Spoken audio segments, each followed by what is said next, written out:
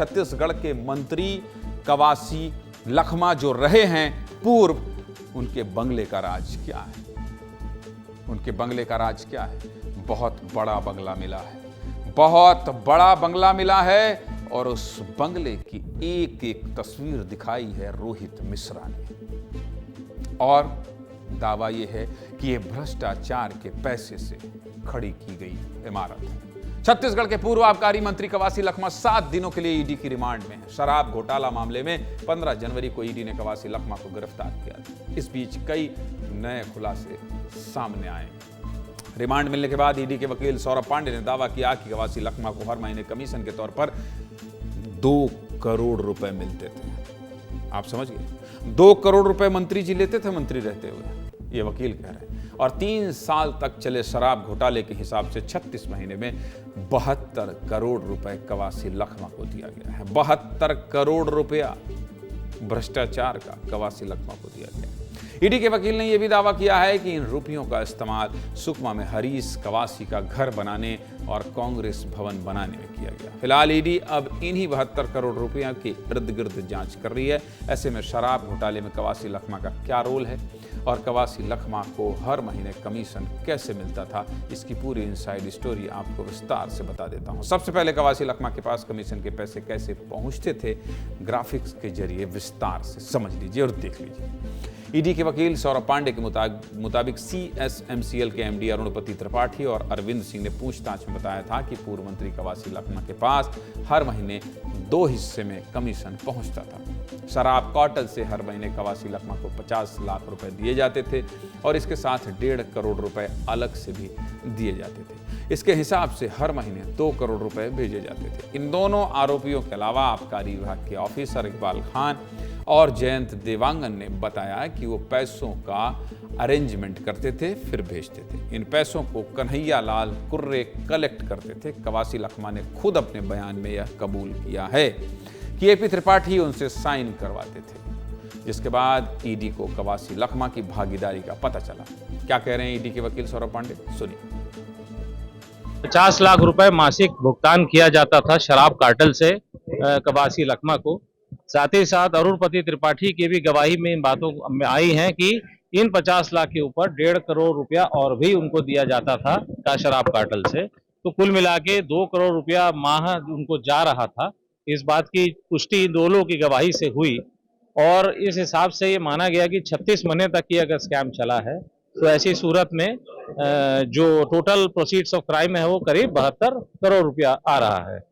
इस मामले में फर्दर इन्वेस्टिगेशन किया गया तो एक्साइज ऑफिसर हैं कोई इकबाल खान है और जयंत देवांगन है। इन लोगों ने भी इस बात की पुष्टि करी कि ये लोग पैसा अरेंजमेंट करके उनको भेजते थे और कन्हैया लाल कुर्रे के मार्फत वो बैग्स कलेक्ट भी किए जाते थे सुकमा में। अब जिस 72 करोड़ रुपयों का जिक्र किया गया है, ईडी के मुताबिक वो कहां कहां खर्च किए गए हैं, तस्वीरों के जरिए आपको ये भी बता देता हूं। देख लीजिए तस्वीरों को। पहली तस्वीर पूर्व मंत्री कवासी लखमा के बंगले की है, जो राजधानी रायपुर के विधायक कॉलोनी में मौजूद है। विधायक कॉलोनी में 1 स्क्वायर फीट की कीमत हजारों रुपए में है और ये घर 2500 से 3000 स्क्वायर फीट में बनकर तैयार हुआ है।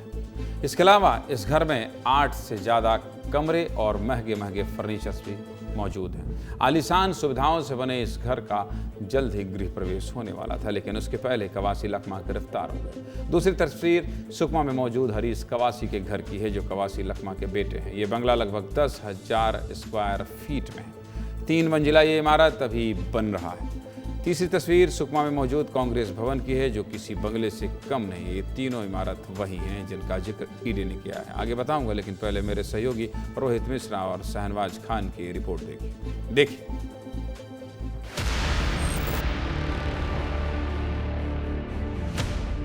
कवासी लखमा की गिरफ्तारी के बाद जो है सुकमा जिला में बने राजीव भवन यानी कांग्रेस कार्यालय जो है वो अब सुर्खियों में। शराब घोटाले का जो पैसा आता था वो पैसा को जो है जिला कांग्रेस कमेटी का कार्यालय बनाने में खर्च किया जा रहा था।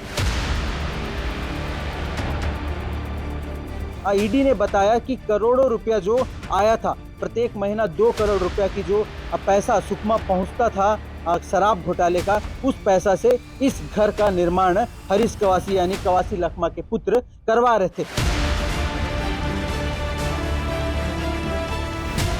ये घर देखिए, तस्वीर की ये वही घर है जिसपे ईडी ने दावा किया है कि इस घर पर जो है वो करोड़ों रुपए लागत किए गए हैं, जो कि शराब घोटाले के कमीशन से जुड़े हुए थे। क्योंकि देखिए कितना आलीशान जो है वो ये घर बनकर तैयार। इनर जो ये बेडरूम है, पहला बेडरूम देखिए तस्वीर की, इस पे जो टाइल्स है, ग्रेनाइट है, पीवीसी का काम जो है वो किया जा रहा है। यहाँ पर देखिए बस्तरिया टेक्सचर में आपको यहाँ पर जो टेबल होता है, सोफे के सामने टेबल रखा जाता है, उसमें अभी अभी पॉलिशिंग करवाई गई है।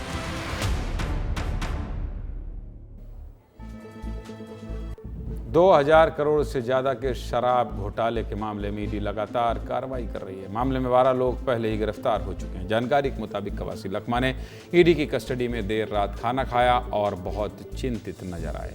वहीं ईडी ने सुबह फिर उनसे पूछताछ शुरू कर दी। पूर्व आबकारी मंत्री कवासी लखमा से अब तक कुल 36 घंटों से ज्यादा पूछताछ की गई है, जिसमें एक बार कवासी लखमा के घर जबकि 3 बार ईडी दफ्तर में पूछताछ की गई। चलिए अब तस्वीरों के जरिए आपको कवासी लखमा की गिरफ्तारी और पूछताछ की पूरी कहानी बता देता हूं। तस्वीरें देखिए। पहली बार 28 दिसंबर को ईडी ने पूर्व मंत्री कवासी लखमा के घर पर रेड मारी थी। तब से कवासी लखमा के ऊपर गिरफ्तारी की तलवार लटक रही थी।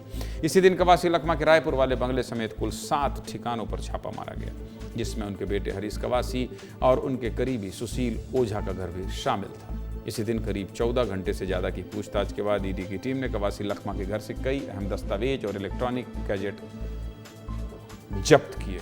दूसरी बार 3 जनवरी को ईडी ने कवासी लखमा और उनके बेटे हरीश लखमा को पूछताछ के लिए दफ्तर बुलाया।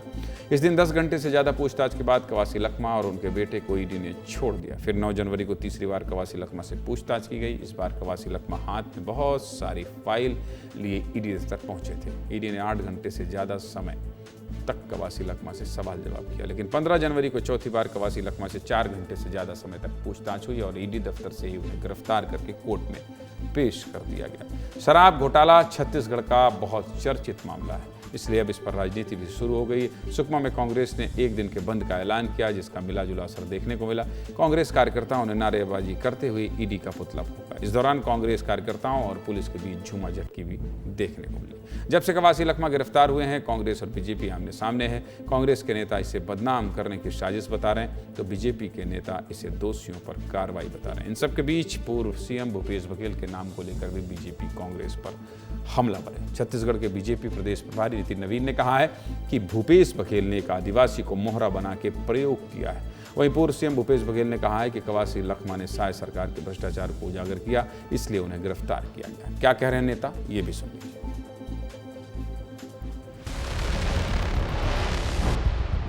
परेशानी क्या जा रहा है मेरे जैसा गरीब आदमी को।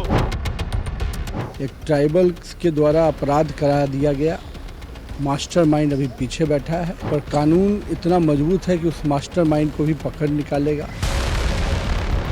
भारी भ्रष्टाचार किया गया, जनता के पैसों का दुरुपयोग किया गया कि एक व्यक्ति जो पढ़ा लिखा नहीं है उसके कंधे पर बंदूक रखकर कांग्रेस के नेताओं ने अपने जेब भरे।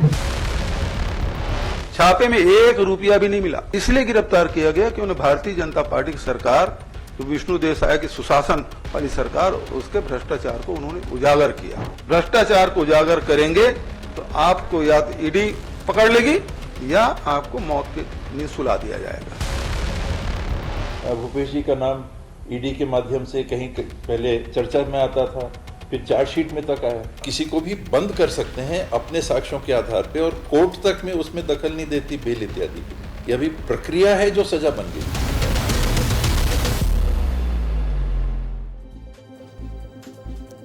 मामला बहुत बड़ा हो गया है और अंदर खाने बहुत कुछ चल रहा है। क्या चल रहा है मृगेंद्र पांडे, जरा बता दीजिए। अंदर खाने क्या चल रहा है, अंदर की खबर क्या है और इसके तार कहां कहां तक जाएंगे? मृगेंद्र, देखिए, अंदर खाने इस समय यही चल रहा है कि इस पूरे मामले में कुछ और लोगों की गिरफ्तारी हो सकती है। जिस तरीके से भाजपा के प्रभारी हैं नितिन नवीन, उनका बयान आता है, या बृजमोहन अग्रवाल जो सांसद हैं, कि मास्टरमाइंड अभी पीछे बैठा है। कुल मिलाकर ये जो तार है वो उस समय के मुख्यमंत्री भूपेश बघेल तक ले जाने की पूरी कोशिश चल रही है। और ईडी क्योंकि जिस तरीके से दस्तावेज दे रही है, जिस तरीके से बयान दे रही है, जिस तरीके से गवाही ली गई है, वो साफ साफ बताता है कि ईडी कोई हल्के में काम नहीं कर रही है, पूरे पुख्ता सबूतों के आधार पर ये काम कर रही है। क्योंकि एक्साइज के अधिकारियों ने बयान दिया कि ये पैसा कवासी लखमा तक जाता था, उस पैसे का इस्तेमाल कहाँ हुआ। आज एक ट्वीट आया है बीजेपी के नेताओं का कि क्या कल जो कांग्रेस भवन दिल्ली में जिसका उद्घाटन किया गया, क्या ये पैसा वहां तक तो नहीं गया है। कुल मिलाकर इन चलिए ठीक है, मैं समझ गया ये पूरा अपडेट और अंदर की खबर बताते रहिएगा।